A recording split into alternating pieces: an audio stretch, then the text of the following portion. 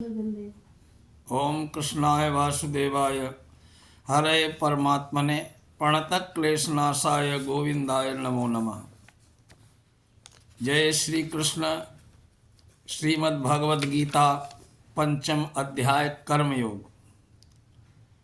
अर्जुन उवाच। अर्जुन कहते हैं कि संन्यासम कर्मणा कृष्ण पुनर्योगम न संशसि इच्छ्रेयम एते और एकम तन्मे ब्रूहि सुनिश्चितम। कि हे प्रभु, पहले आप मुझसे कहते हैं कि कर्म त्याग दो और फिर भक्तिपूर्वक कर्म करने का आदेश भी दे रहे हैं। कि आप कृपा करके मुझे निश्चित रूप से बताएंगे कि दोनों में से कौन सा कर्म श्रेष्ठ है। कर्म करना त्यागना, कर्म का त्याग या भक्ति के साथ कर्म, या इन दोनों में से कौन सा अधिक लाभप्रद है। भगवान उवाच।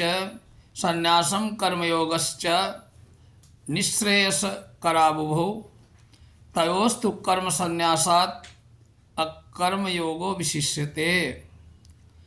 कि भगवान ने कहा कि मुक्ति के लिए तो कर्म का परित्याग तथा भक्तिमय कर्म दोनों ही उत्तम हैं, किंतु दोनों में से कर्म के परित्याग से भक्ति युक्त कर्म श्रेष्ठ है। श्रे गेया सनित्य सन्यासी यो न द्वेष्टि न कांक्षति निर्द्वंदो ही महाबाहो सुखम बंधात प्रमुच्यते। भगवान कहते हैं कि अर्जुन, जो पुरुष न तो कर्म फलों से घृणा करता है न कर्म फल की इच्छा करता है, वो नित्य सन्यासी ही है। हे महाबाहु अर्जुन, ऐसा मनुष्य समस्त द्वंद्वों से रहित होकर भवबंधन को पार कर पूर्णतया मुक्त हो जाता है। सांख्य योगो पृथक वाला प्रवदन्ति न पंडिताः एवमप्यस्थितः सम्यक गुभयोर विन्द्यते फलम। अज्ञानी ही भक्ति कर्मयोग को भौतिक जगत के विश्लेषणात्मक अध्ययन सांख्य से भिन्न कहते हैं। जो वस्तुतः ज्ञानी कहते हैं, वे कहते हैं कि जो इनमें से किसी एक मार्ग को भली भांति अनुसरण करता है वो दोनों कोई फल प्राप्त कर लेता है। यथा सांख्यै प्राप्यते स्थानम तद्योगैरपि गम्यते एकम सांख्यम न योगम च या पश्यसि स पश्यसि। जो है जानता है कि विश्लेषणात्मक अध्ययन सांख्य द्वारा प्राप्य स्थान भक्ति के द्वारा भी प्राप्त किया जा सकता है। इस तरह को सांख्य योग और भक्ति योग को एक समान देखता है, वही वस्तुओं को यथा रूप में देखता है। संन्यासस्तु महाभावो दुःखमाप्तु मयोगतः योग युक्तो मुनिर्ब्रह्म न चिरेणाधिगच्छति। भक्ति में लगे बिना केवल समस्त कर्मों का परित्याग करने से कोई सुखी नहीं बन सकता है, परंतु भक्ति में लगा हुआ विचारवान व्यक्ति शीघ्र ही परमेश्वर को प्राप्त कर लेता है। योग युक्तो विशुद्धात्मा विजितात्मा जितेन्द्रियः सर्वभूतात्म भूतात्मा कुर्वन्नपि न लिप्यते। जो भक्ति भाव से कर्म करता है, जो विशुद्ध आत्मा है, अपने मन तथा इंद्रियों को वश में रखता है, वो सबों का प्रिय होता है, सभी लोग उसे प्रिय होते हैं। ऐसा व्यक्ति कर्म करता हुआ भी कभी कर्म बंधन में बंधता नहीं है। नैव किंचित करोमीति युक्तो मन्ये तत्त्ववित् पश्यन् शृण्वन् स्पृशन् जिघ्रन् स्नन् गच्छन् श्वसन् स्वपन् श्वसन् प्रपलपन विश्रन ग्रहणन त्रिमसमन्नपि इंद्रियाणि इंद्रियार्थेषु वर्तत एति इति वर्धारयन्। दिव्य भक्ति से युक्त पुरुष देखते, सुनते, स्पर्श करते, सूंघते, खाते, चलते, फिरते, सोते, श्वास लेते हुए भी अपने अंतर में सदैव यही जानता रहता है कि वास्तव में वो कुछ भी नहीं करता है। बोलते, त्यागते, ग्रहण करते या आंखें खोलते बंद करते हुए भी वो जानता रहता है कि भौतिक इंद्रियां अपने अपने विषयों में प्रवृत्त है, वो काम कर रही हैं, वो इन सब से पृथक है। ब्रह्मण्याधाय कर्माणि संगम त्यक्त्वा करोति यः लिप्यते न स पापेन पद्मपत्रमिवाम्भसा।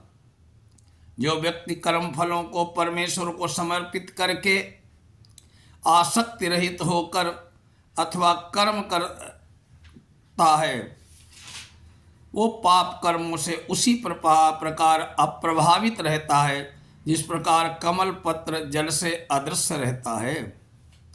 कायेन मनसा वाचा कायेन मनसा बुद्ध्या केवलैरिन्द्रियैरपि योगिनः कर्म कुर्वन्ति संगम त्यक्त्वात्म शुद्ध है। योगी जन जो होते हैं वो आसक्ति रहित होकर शरीर, मन, बुद्धि तथा इंद्रियों के द्वारा भी केवल शुद्धि के लिए कर्म करते हैं। युक्तः कर्म फलम त्यक्त्वा शांतिमाप्नोति नैष्ठिकीम् अयुक्तः कामकारेण फले शक्तो निबध्यते। निश्चल भक्त शुद्ध शांति प्राप्त करता है क्योंकि वो समस्त कर्म फल मुझे अर्पित कर देता है। किंतु जो व्यक्ति भगवान से युक्त नहीं है, वो अपने श्रम का फलकामी है, फल की इच्छा करता है, वो बंध जाता है। सर्वकर्माणि मनसा सन्न्यस्यास्ते सुखम वशी नवद्वारे पुरे देही नैव कुर्वत्र कारयन्। जब देहधारी जीवात्मा अपनी प्रकृति को वश में कर लेता है, मन में समस्त कर्मों का परित्याग कर देता है, तब वो 9 द्वारों वाले नगर इस भौतिक शरीर में बिना कुछ किए कराए सुखपूर्वक रहता है। न कर्तृत्व न कर्माणि लोकस्य सृजत प्रभु न कर्म फल संयोगम स्वभावस्तु प्रवर्तते। शरीर रूपी नगर का स्वामी देहधारी जीवात्मा न तो कर्म का सृजन करता है, न लोगों को कर्म करने के लिए प्रेरित करता है, न ही कर्म फल की रचना करता है। ये सब तो प्रकृति के गुणों द्वारा ही किया जाता है। नादत्ते कस्यचित् पापम न चैव सुकृतं विभु अज्ञानेनावृतं ज्ञानम तेन मुह्यन्ति जन्तवः। परमेश्वर न तो किसी के पापों को ग्रहण करता है न पुण्य को ग्रहण करता है, किंतु सारे देहधारी जीव उस अज्ञान के कारण मोहग्रस्त रहते हैं जो उनके वास्तविक ज्ञान को आच्छादित किए रहता है। ज्ञानेन तु तद्ज्ञानम येषां नाशितमात्मनः तेषामादित्यवत् ज्ञानम प्रकाशेत तत्परम।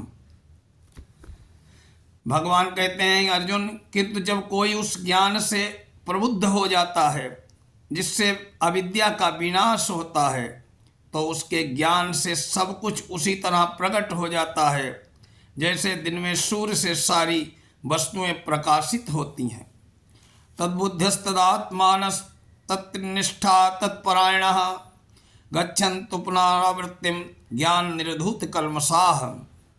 जब मनुष्य की बुद्धि, मन, श्रद्धा तथा शरण सब कुछ भगवान में स्थिर हो जाते हैं, तभी वो पूर्ण ज्ञान द्वारा समस्त कल्मष से शुद्ध होता है, मुक्ति के पथ पर अग्रसर हो जाता है।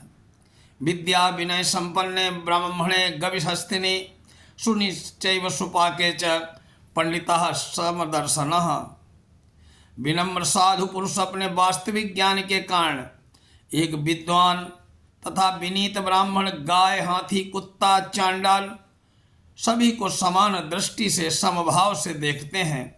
यहैव तैर्जितः सर्गो येषां साम्ये स्थितं मनः निर्दोषम ही समम ब्रह्म तस्मात् ब्रह्मणि ते स्थिता। जिनके मन एकत्व और समता में स्थित है, जिन्होंने मन, जन्म और मृत्यु के बंधनों को पहले ही जीत लिया है, वे ब्रह्म के समान निर्दोष हैं तथा सदा ब्रह्म में ही स्थित रहते हैं। न प्रहस्येत प्रियम प्राप्य नोज्येत प्राप्य चा प्रियम स्थिर बुद्धि सम्मूढ़ो ब्रह्मविद ब्रह्मणि स्थिता। जो न तो प्रिय वस्तु को पाकर खुश होते हैं, न अप्रिय को पाकर विचलित होता है, जो स्थिर बुद्धि है, जो मोह रहित है, भगवत विद्या को जानने वाला है, वह पहले ही ब्रह्म में स्थित रहता है। ब्राह्म स्पर्शे स्वसत्तात्मा विन्दत्यात्मनि यत् सुखम स ब्रह्म योग युक्तात्मा सूक्ष्म अक्षयमश्नुते। ऐसा मुक्त पुरुष भौतिक इंद्रिय सुख की ओर आकृष्ट नहीं होता है, अपितु सदैव समाधि में रहकर अपने अंतर में आनंद का अनुभव करता है। इस प्रकार स्वरूप सिद्ध व्यक्ति पर ब्रह्म में एकाग्र चित्त होने के कारण असीम सुख भोगता है। ये ही संस्पर्श लाभ होगा। दुख योन एवते आद्यंत बंत कौंतेय न तेषु रमते बुधा। बुद्धिमान मनुष्य सुख के कारणों में भाग नहीं लेता, जो कि भौतिक इंद्रियों के संसर्ग से उत्पन्न होते हैं। हे कुंती पुत्र अर्जुन, ऐसे भोगों का आदि और अंत होता है, अतः चतुर व्यक्ति उसमें आनंद का अनुभव नहीं करता है, आनंद नहीं लेता है। शक्नोति हैव यावोढुम प्राक् शरीर विमोक्षणात् काम क्रोधोद्भवम वेगम सयुक्ता ससुखी नरः। यदि शरीर को त्यागने के पूर्व कोई मनुष्य इंद्रियों के वेग को सहन करने और इच्छा और क्रोध के वेग को रोकने में समर्थ होता है, तो वो इस संसार में सुखी रह सकता है। योन्तः सुखोन्तरारामस् तथांतर ज्योतिरेव यः स योगी ब्रह्म निर्माणम ब्रह्मभूतोऽधिगच्छति। जो अंतःकरण में सुख का अनुभव करता है, जो कर्मठ है और अंतःकरण में ही रमण करता है, जिसका लक्ष्य अंतर्मुखी होता है, वो सचमुच पूर्ण योगी है। वो परब्रह्म में मुक्ति पाता है, अंततो गत्वा ब्रह्म को प्राप्त होता है। लभन्ते ब्रह्म निर्माण मृषया क्षीण कल्मषा छिन्न द्वेषा हितात्माना सर्वभूत हिते रता। जो लोग संशय में उत्पन्न होने वाले द्वैत से परे हैं, जिनके मन आत्म साक्षात्कार में रत हैं, जो समस्त जीवों के कल्याणार्थ कार्य करने में सदैव व्यस्त रहते हैं, जो समस्त पापों से रहित हैं, वे ब्रह्म निर्वाण मुक्ति को प्राप्त करते हैं। काम क्रोध विमुक्तानाम यतीनाम यत चेतसाम अभितो ब्रह्म निर्वाणम वर्तते विदितात्मनाम। जो क्रोध और भौतिक इच्छाओं से रहित हैं, जो स्वरूप सिद्ध आत्म संयमी हैं, संसिद्धि के लिए निरंतर प्रयास करते रहते हैं, उनकी मुक्ति निकट भविष्य में सुनिश्चित है। जय श्री कृष्ण, जय श्री राधे। पंचम अध्याय का अगला भाग अगले वीडियो में। जय श्री कृष्ण।